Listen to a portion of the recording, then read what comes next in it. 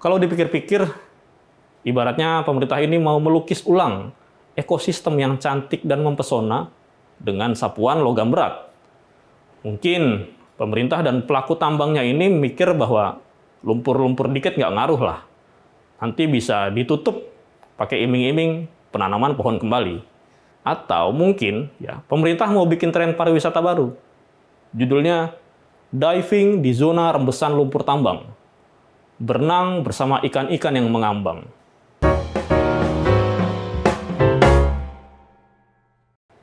Halo Sobat Media Indonesia, kembali lagi di The Editors. Sejak masa pemerintahan Presiden Joko Widodo, Indonesia dengan merasa gagah dan bangga memamerkan proyek hilirisasi, terutama nikel. Salah satu tujuannya adalah untuk mewujudkan transisi energi, beralih dari energi konvensional menuju energi hijau, berganti dari bahan bakar minyak ke bahan bakar listrik, yang komponen utamanya adalah baterai. Sementara kita tahu bahan baku baterai itu adalah nikel, yang untuk memperolehnya tidak jauh berbeda dengan cara eksplorasi minyak. Kita tetap harus menggali tanah, membabat pohon, merusak lingkungan. Ya, seperti apa yang kita lihat sekarang ini di Pulau Gap, Raja Ampat, dan juga tempat-tempat lain yang menjadi pusat pertambangan nikel. Apakah di sana terlihat hijau dan berkelanjutan? Tentu saja tidak. Jadi, penggunaan energi hijau itu, hijaunya ada di mana? Ya jelas, hijaunya ada di kota-kota besar, di pusat pemerintahan, di daerah-daerah yang banyak kendaraan listrik. Kalau di daerah pertambangan, ya nggak hijau.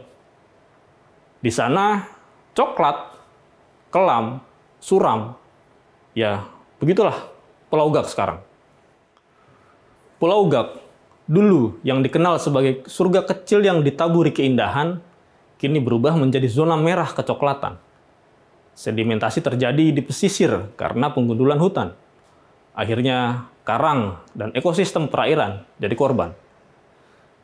Sejak 2020, area tambang di Raja Ampat, termasuk Pulau Gap, mencapai hampir 500 hektar. Auriga Nusantara, LSM yang bergerak di sektor lingkungan, menyebut angka ini naik 3 kali lipat dibandingkan 5 tahun sebelumnya. Bahkan izin area yang bisa ditambang itu mencapai 22.000 hektar. Tapi ini kata Menteri ESDM, Bahlil Lahadalia, nggak apa-apa kok.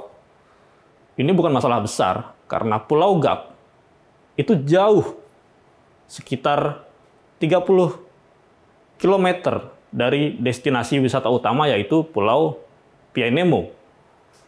Lantas, kalau bukan di titik destinasi wisata, apakah boleh ekosistem daerah yang merupakan konservasi, wilayah yang dikenal sebagai jantung keanekaragaman hayati laut dunia, dirusak? Masa iya Bapak Menteri kita yang lagi studi S3 di UI ini nggak paham kalau ketika laut tercemar, itu cemarannya bisa ke bawah sampai jauh, sampai kemana-mana?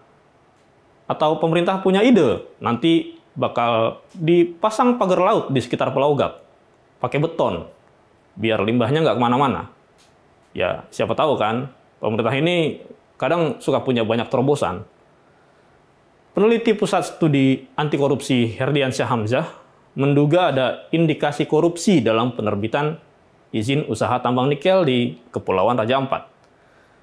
Dugaan itu muncul karena berdasarkan Undang-Undang Nomor 1 Tahun 2014 tentang pengelolaan wilayah pesisir dan pulau-pulau kecil, ditegaskan bahwa aktivitas tambang di pulau kecil itu dilarang. Kemudian, aturan tersebut diperkuat lagi dengan putusan Mahkamah Konstitusi nomor 35 di pasal 23 ayat 2 dinyatakan bahwa pemanfaatan pulau-pulau kecil dan perairan di sekitarnya itu diprioritaskan untuk kepentingan konservasi, pendidikan dan pelatihan, penelitian dan pengembangan, budidaya laut, pariwisata, usaha perikanan dan kelautan, serta industri perikanan secara lestari. Kemudian ada juga pertanian organik dan peternakan, serta pertahanan dan keamanan negara. Di sini nggak ada sama sekali tambang. Tapi ya, kayaknya masyarakat Indonesia udah terbiasa dengan berita-berita seperti ini. Masyarakat Indonesia sudah terbiasa dengan melihat bagaimana aturan itu diacak-acak, bagaimana regulasi diobrak-abrik, demi memuluskan kepentingan kelompok-kelompok tertentu. Ya, kalau dipikir-pikir, ibaratnya pemerintah ini mau melukis ulang ekosistem yang cantik dan mempesona dengan sapuan logam berat. Mungkin pemerintah dan pelaku tambangnya ini mikir bahwa lumpur-lumpur dikit nggak ngaruh lah. Nanti bisa ditutup pakai iming-iming penanaman pohon kembali. Atau mungkin ya pemerintah mau bikin tren pariwisata baru. Judulnya Diving di Zona Rembesan Lumpur Tambang. Berenang bersama ikan-ikan yang mengambang.